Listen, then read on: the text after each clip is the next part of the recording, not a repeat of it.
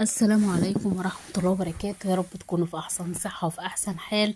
النهاردة هنعمل نوع حلو قوي من أنواع المخبوزات بتاعة الأفران، بجد سهل وسريع وهيعجبكم واقتصادي كمان.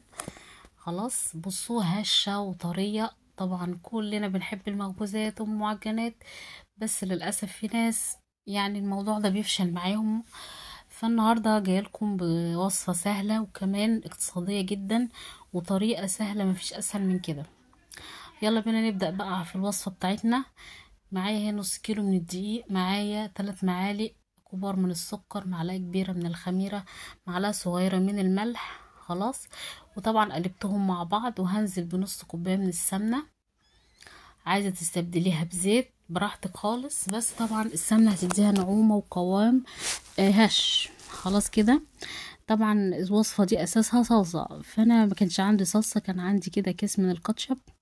يعني انا ما كنتش حتى شارياهم يعني. دول الولاد كانوا واخدينهم في البيتزا، فابتديت احط 8 من الاكياس الصغيرة دي.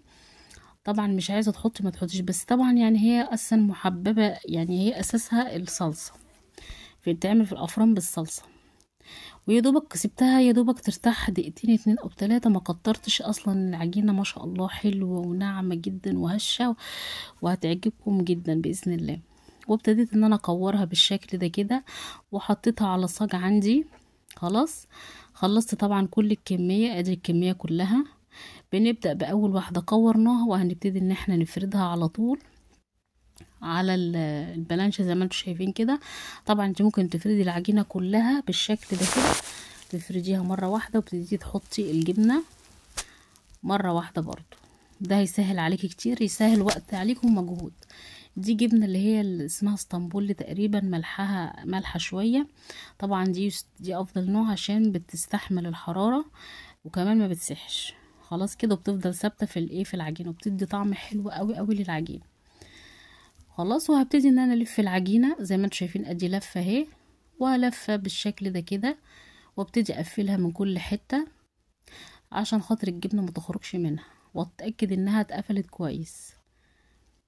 انا عملت معاكم معجنات كتيرة جدا على القناة. ان شاء الله تكون وصفاتي بتعجبكم، وبحب اشكر كل الناس اللي اشتركت في القناة عندي الفترة اللي فاتت. بجد ربنا ما يحرمني منكم، وان شاء الله اكون عند حسن ظنكم، ونعمل وصفات تانية مع بعض احسن واحسن بإذن الله. خلاص كده، ابتديت الفها بالشكل اللي انتوا شايفينه ده اهو. اللف بتاعها سهل جدا، اهم حاجة بس اتأكد انها متقفل عليها كويس قوي، عشان خاطر الجبنة متخرجش منها وتسيح. وطبعا بتحروق الصينية. طبعا انا بعملها وهو هبتدي ان انا احطها في طاسة صينية قصدي، مدهونة زيت. وهبتدي احطها يعني احطها بالشكل ده زي ما هي، احطها على القفلة نفسها، واخليها لحد ما تخمر. وبعد ما تخمر ببيضة كده او صفار بيضة، وادهن واحط بقى على الوش حبة البركة او سمسم.